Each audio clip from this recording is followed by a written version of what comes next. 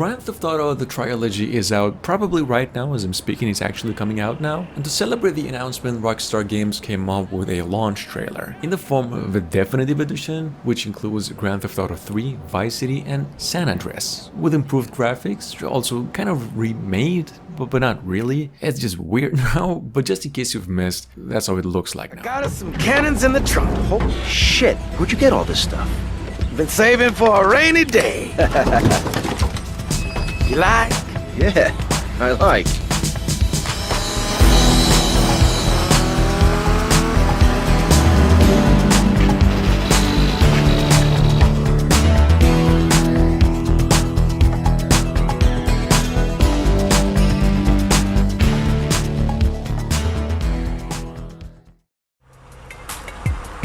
Passenger, show us your hand. Stop.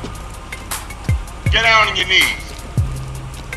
Hey, that's my paper, man. That's money. This is drug money. My money, man. Hey, don't worry about it. I'll fill it out later.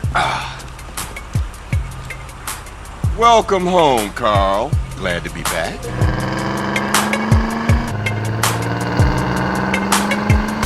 Smoke is more fight.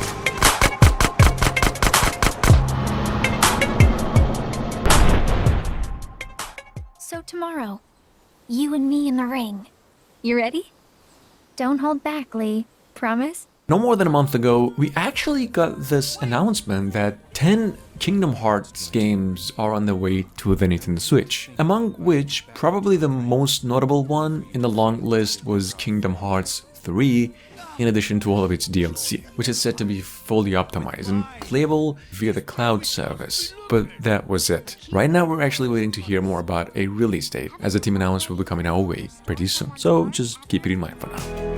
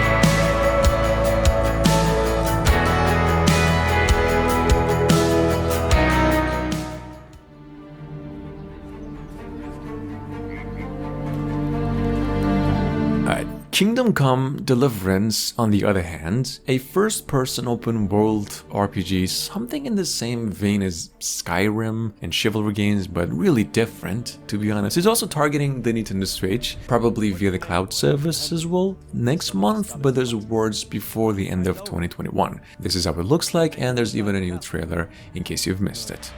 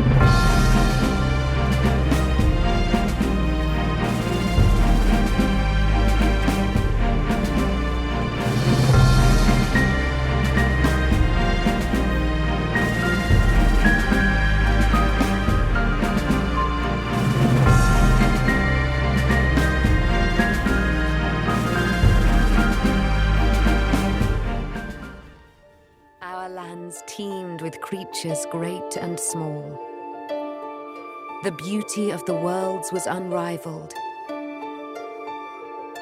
The people thrived and lived in harmony with the land around them. Now, if you're into sandbox concept with a lot of build and craft elements to dig into, Grow, Song of the Evertree, which was announced a little while ago, is definitely the one you should keep an eye out for. This game is actually the first to release in our little list today, coming to the hybrid console November 16th. Check it out. To accompany the news, they even came out with a trailer. Were overrun, and all that was cherished disappeared before us. But all was not lost. One young, brave soul stayed behind. With support from their friends and with boundless determination, this young soul seeks out a way to push back the withering and bring life back to our world.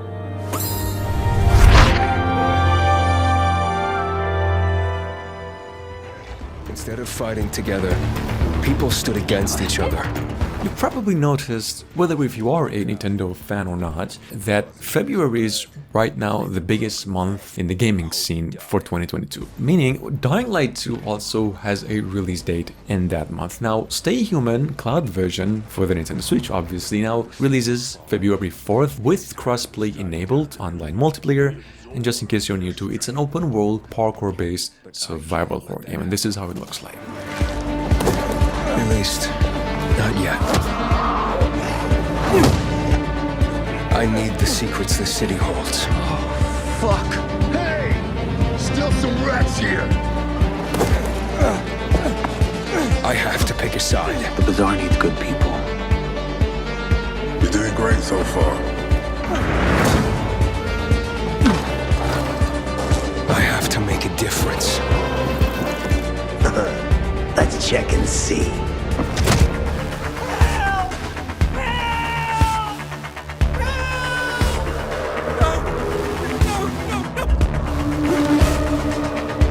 They say that great change is a series of small gestures.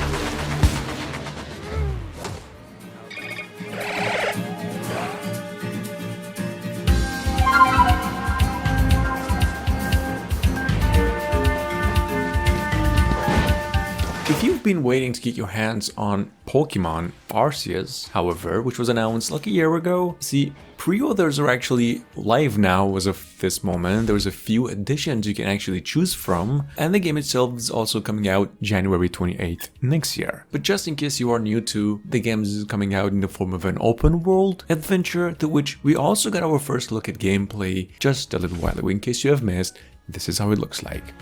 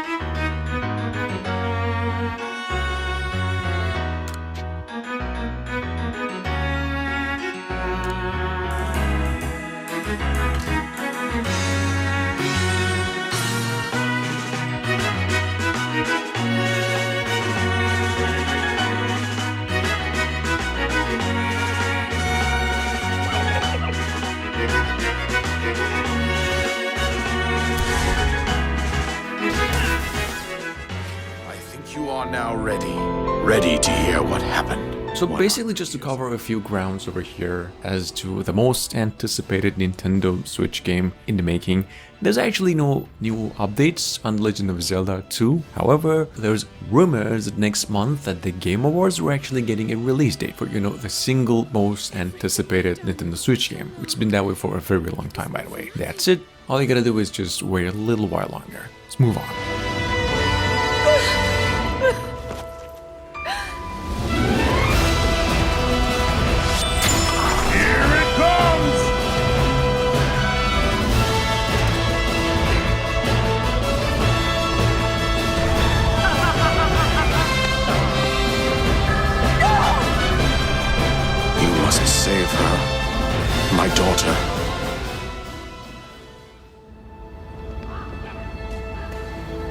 I was on the trail of a child, brutally abducted from his village.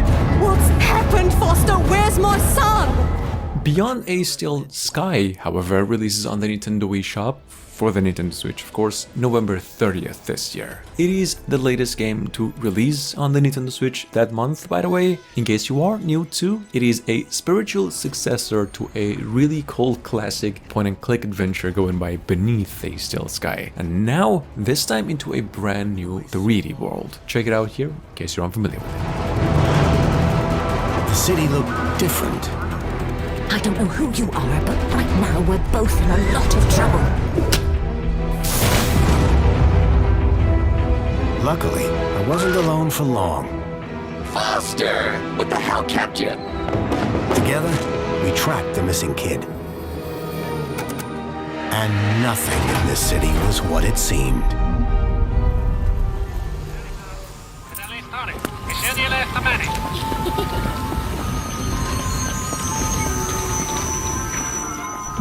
Little Devil Inside, well, like I mentioned a few times ago, is at the moment the most anticipated indie game for the coming year. It is an open world RPG with a really insane amount of creativity out of any developers you've ever seen, at least for the past few years. And now finally here once again with another trailer after about like 6 months of silence, also now due out early to mid 2022 to both generation of consoles, PCs, and also the Nintendo Switch. On another job.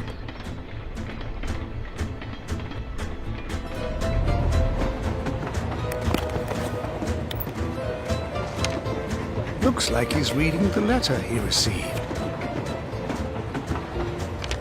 The job seems simple enough.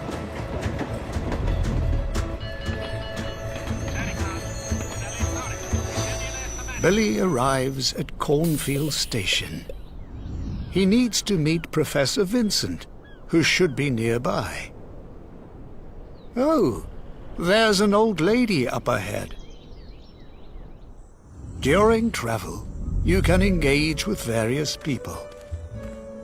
Sometimes to buy goods, or simply ask for directions. Vast reaches of space to uncover the secrets left behind by an ancient civilization. Outer Worlds, not to mention one of the best games out of 2019, an open-worldy puzzler mix of Borderlands and Bioshock Fallout, but none the same at the same time, because it is pretty unique, is also coming to the Nintendo Switch not too far off either. Possibly even later this year, they even came out with a new trailer to keep all the hype up and a vague 2022 release. Check this out. The mysteries hidden in the universe. What messages will you discover? How can you prevent the sun from exploding? Why is the solar system trapped in an endless time loop?